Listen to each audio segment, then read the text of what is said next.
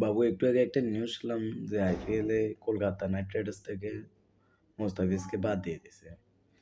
তাদের বিবেচি মানে যেটা বিসিবি ক্রিকেট বোর্ড থেকে তাকে বাদ দিয়ে দিয়েছে। এটা আবার হুমকি দিয়েছে সাধারণ জনগণ, যে বলতেছে যদি মোস্তাফিজকে আইপিএলে খেলানো হয়ে থাকে তাদের স্টেডিয়াম নাকি ভাঙচুর করা হবে। তা আমি বলি কি, যদি তাদের আইপিএল থেকে বাদ দেওয়া হয় তা আমাদের দেশে তাদের আইপিএল খেলা কোনো যেন সম্প্রচার না হয়, তাদের বয়কট করতে হবে। তাদের দেশে যত পণ্য আছে সব বাংলাদেশ থেকে বয়কট করতে হবে।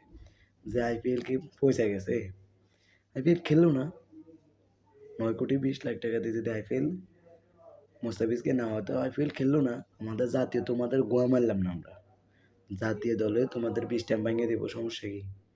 যে 2013 সালে যেভাবে আঁডু কাফানি দিয়েছে না, সেভাবে এশিয়া কাপে যেন আঁডু কাফানি দেয় তোমাদের। যে এখন মোস্তাফিজের ফর্মে আছে, মোস্তাফিজকে নিয়ে আবার ফিরাই দিলে তো সমস্যা কি? তার ইজ্জত তো চলে যায়নি, দেশে নিয়ে সম্মানহানি তো করনি, দেশের মানুষ দেশে রয়ে গেছে।